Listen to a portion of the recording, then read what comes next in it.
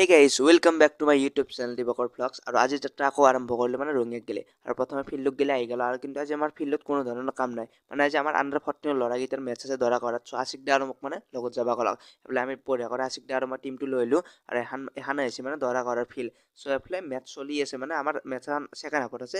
চ' অলপ ৱেইট কৰিব লাগিব। এইফালে আমাৰ কেপ্টেইনে মানে মেনেজমেণ্টক টিম লিষ্ট দিব দিছে। এইফালে আশিক দাও আছে। আৰু তাৰপিছত মানে বঢ়িয়া কৰি ৱাৰ্ম আপ কৰিব দিলোঁ।